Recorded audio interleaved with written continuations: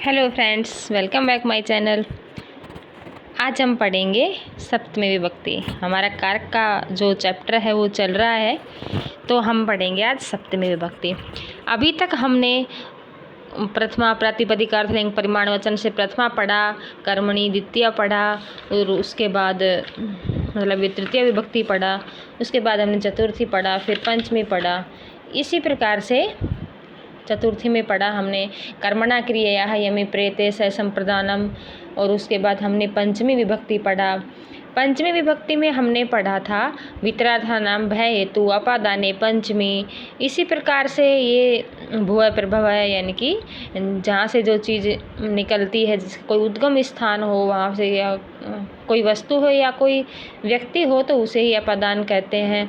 चतुर्थी में हमने देखा था रुच्यर्थानाम प्रियमाण है, और रुच नमः स्वस्ति स्वः स्वधा अलम वसट योग क्रुद्रु ईर्ष्या असूया आदि जो धातु हैं, इनके अर्थ वाली धातुओं के योग में चतुर्थी विभक्ति। उसके बाद हमने पढ़ा पंचमी विभक्ति पढ़ा। पंचमी का तो हमने एक दो उदाहरण बता भी दिए आपको। उसके बाद हमने पढ़ा षष्ठी विभक्ति, और षष्ठी विभक्ति में पढ़ा हमने षष्ठी विभक्ति क्या होता है कि संबंध होता है और संबंध कारक नहीं होता है। ये हमने कल भी समझाया था आपको जब षष्ठी विभक्ति पढ़ी थी, और हमने जब कारक शुरू में कारक का परिचय दिया था तब भी हमने बताया था कि कारक की संख्या 6 होती है। आप एक बार इस वीडियो को देख लेना, लेकिन अगर जब नेक्स्ट जो वीडियो आएगी वो कारक से ही रिलेटेड उसके मोस्ट इम्पोर्टेंट क्वेश्चन होंगे, और एक वीडियो और बनाएंगे जो शॉर्ट और ट्रिक के साथ होगी, पूरी जो पूरे कारक का निचोड़ होगा एक ही वीडियो में। ये वाली वीडियो भी बनाएंगे। तो उसके बाद हमने पढ़ा षष्ठी विभक्ति। षष्ठी विभक्ति में संबंध होता है, संबंध कोई कारक नहीं होता इसमें, मतलब कि इसमें कारक का अभाव होता है, और मतलब कारक 6 ही प्रकार के होते हैं, लेकिन 6 कारकों के अलावा जो शेष बचता है वह संबंध में होता है, यानी कि उस शेष को संबंध कहते हैं। और उस संबंध में षष्ठी विभक्ति का प्रयोग किया जाता है। जैसे कर्तरी कर्मणोः कृति, इनकी रचना के अर्थ में कर्ता अथवा कर्म में षष्ठी विभक्ति का प्रयोग होता है। तो शॉर्ट ट्रिक से देखा जाए तो यहाँ पर होगा कि जहाँ भी का के की लग जाए वहाँ षष्ठी विभक्ति का प्रयोग होता है। तो यहाँ पर हमने देखा षष्ठी विभक्ति। आज हम देखेंगे सप्तमी विभक्ति। सप्तमी विभक्ति में क्या होता है, आधारो अधिकरणम, यानी कि आधार को अधिकरण कहते हैं, अर्थात जो कर्ता और कर्म का आधार होता है वही अधिकरण होता है। वही क्या होता है, अधिकरण होता है, यानी कि आधार को अधिकरण। आधार क्या होता है, आधार क्या होता है वो समझते हैं हम। तो आधार के 3 भेद होते हैं, औपश्लेषिक आधार, वैश्विक आधार, अभिव्यापक आधार। यानी कि औपश्लेषिक आधार यानी उप प्लस श्लेषिक। तो इसका क्या होता है ये देखिए, ये देखते हैं। जैसे कोई भी, जैसे कि कुछ भी है, यानी कि जैसे यहाँ पर है कि सीता चटाई पर बैठी है, तो कहाँ पर बैठी है, चटाई पर बैठी है, यानी कि हम कुर्सी पर बैठे हैं। तो मतलब कि श्लेषिक, यानी कि जहाँ पर, यह आधार का मतलब ये हुआ कि जहाँ पर हम बैठे हैं उस समय के लिए उसी को आधार बोलेंगे, यानी कि जहाँ पर हम बैठे हुए हैं उसी को हम आधार बोलेंगे। आधार जैसे सीता कटे आस्ते, यानी कि सीता चटाई पर बैठी है तो सीता कटे आस्ते। प्रश्न ये भी कई बार आता है कि चटाई को संस्कृत में क्या बोलते हैं, तो चटाई को कटे बोलते हैं, ये ध्यान रखना। तो इसका अर्थ यह होगा कि वह चटाई पर बैठी है। ठीक है, अब देखिए इसका उदाहरण ये हो गया, तो आपको आया समझ में कि जिस जगह पर, जिस चीज़ पर जब वो बैठते हैं, किसी चीज़ पर भी, जैसे कई बार क्या कि बच्चे हैं, बच्चे अपने दादा दादी नाना नानी के कंधे पर बैठ जाते हैं, तो उसका आधार क्या है, कंधा है, यानी कि वो उसके ऊपर बैठे हुए हैं। ठीक है, तो यही समझना है हम, क्योंकि कई बार प्रश्न पूछ भी लेते हैं कि आधार के कितने भेद होते हैं, तो होगा आधार के 3 भेद होते हैं, औपश्लेषिक आधार, वैश्विक आधार और अभिव्यापक। अब वैश्विक आधार क्या होता है कि हरि मोक्षे इच्छा, यानी कि हरि मोक्ष में इच्छा रखता है, हरि मोक्ष में इच्छा रखता है, यानी कि उसमें हमारी इच्छा है, तो वहाँ पर वैश्विक होगा। और अभिव्यापक, अभिव्यापक का मतलब ये होता है कि कोई भी चीज़ है जो उसमें व्याप्त है, पूरी तरीके से उसी में समाहित है। यानी तिलों में तेल है तो पूरे ही तिल में तेल होगा ना, तिल के ऊपर नीचे दाएं बाएं वहाँ तो तेल नहीं, मतलब ऐसा नहीं होता कि वहीं एक ही जगह स्थान पर ही तेल है, पूरे तिल में ही तेल होता है ना। तो उसी प्रकार से वो मतलब उस चीज़ में व्यापक है, उस चीज़ में व्याप्त है, तो वहाँ पर क्या होगा, अभिव्यापक आधार हो गया। ये प्रश्न इस प्रकार से भी कई बार परीक्षा में पूछ लेते हैं कि जैसे देख ये दे दिया कटे आस्ते, वह चटाई पर बैठा है तो कटे आस्ते, कटे में सप्तमी विभक्ति है। तो यहाँ पर ये पूछेगा कि यह कौन सा आधार है, औपश्लेषिक है, वैश्विक है, अभिव्यापक है, तो हम लिखेंगे औपश्लेषिक आधार। ठीक है, तो हमें बस इसमें डिफरेंस याद करना है, डिफरेंस पता करना है।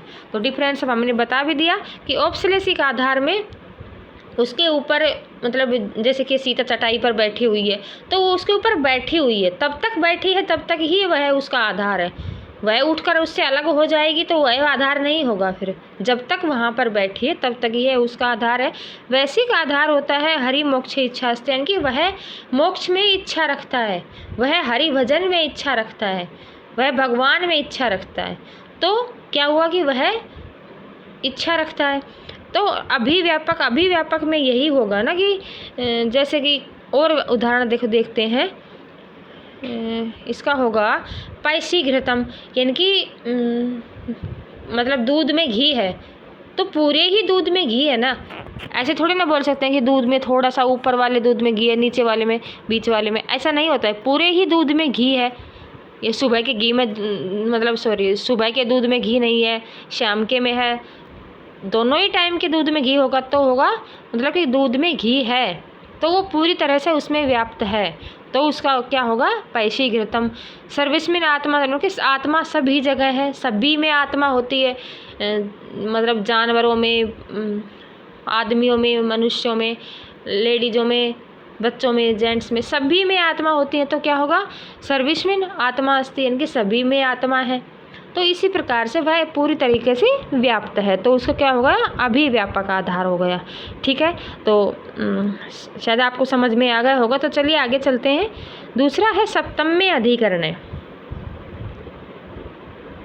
सप्तम्य अधिकरणे च, यानी कि अधिकरण में सप्तमी विभक्ति का प्रयोग होता है। तो जैसे गंगा में निर्मल जल है, यानी कि गंगायाम निर्मलम जलम अस्ति, मतलब किसका, यानी कि किसका निर्मल जल है, गंगा का, तो गंगा में सप्तमी लगेगी। गंगा अधिकरण है तो इसी में सप्तमी लगेगी, निर्मलम जलम अस्ति, गंगायाम निर्मलम जलम अस्ति।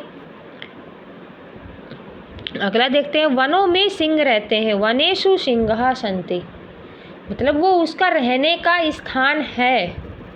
ये थोड़े कि गांव में रहेंगे, गांव में तो रह नहीं सकते, तो इस प्रकार से वो वन है, वह उनका रहने का स्थान है, तो वहाँ पर वनेषु सिंहः सन्ति, यानी कि वन में सिंह रहते हैं। ठीक है, हम घर में रहते हैं, वयम गेहे वसामहे, मतलब हम जहाँ में पर रहते हैं, जहाँ में रहते, जिसमें रहते हैं उसी में सप्तमी विभक्ति का प्रयोग किया जाएगा। खेतों में अन्न उत्पन्न होता है, तो अन्न कहाँ पर उत्पन्न होता है, खेतों में, तो खेतों में उसमें सप्तमी होगी, उसमें अधिकरण का प्रयोग होगा, अधिकरण कारक होगा। तो क्षेत्रेषु अन्नम उत्पद्यते।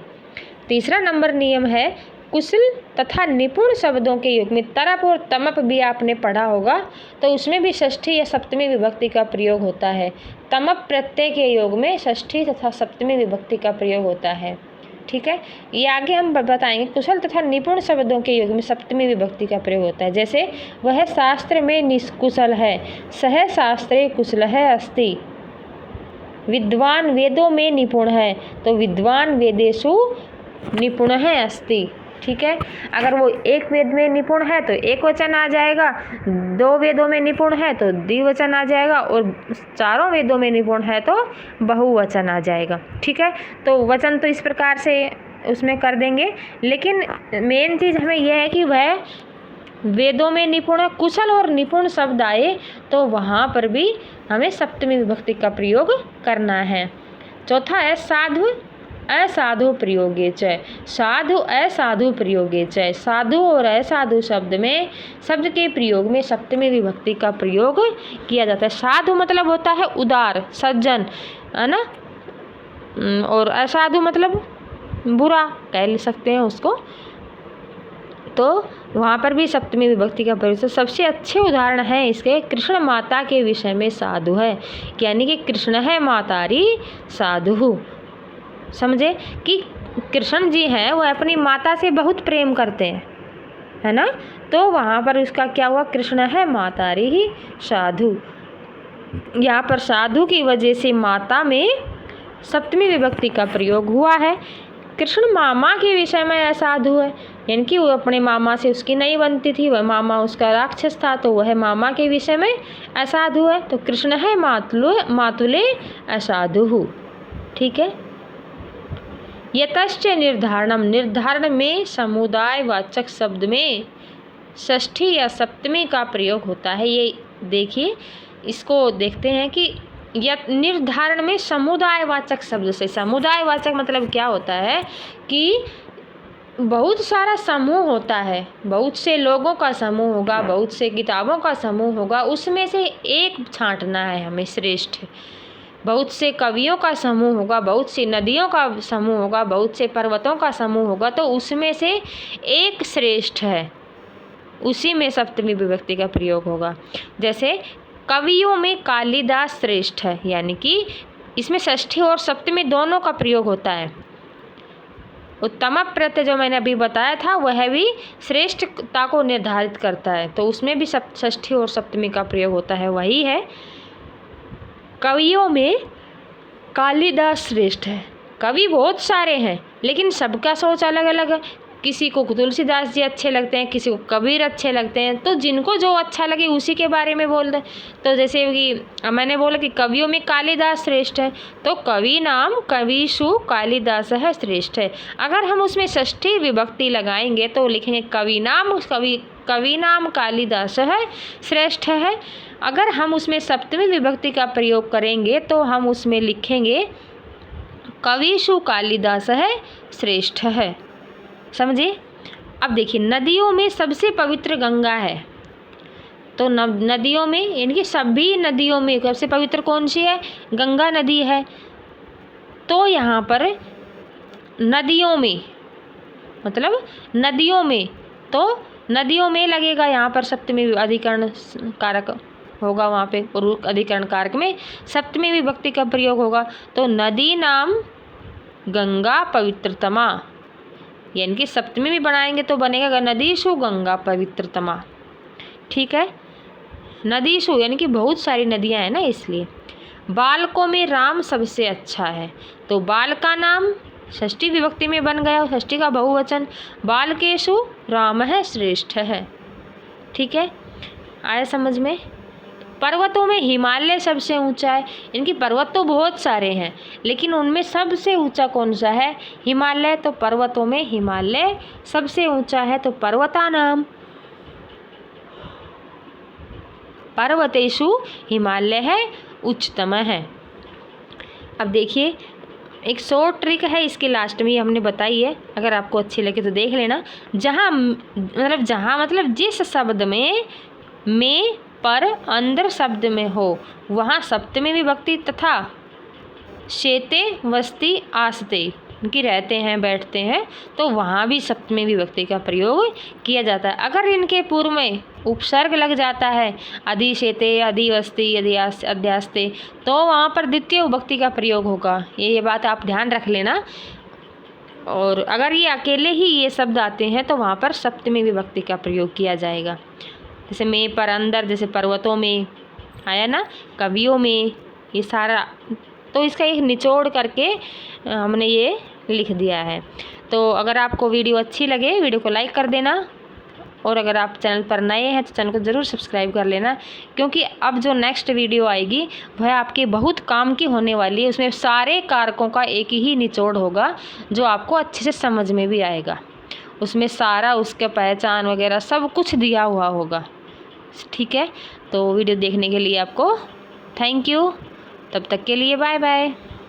तब तक के लिए चैनल को ज़रूर सब्सक्राइब करके रखना ताकि उसकी नोटिफिकेशन आपको सबसे पहले मिल जाए।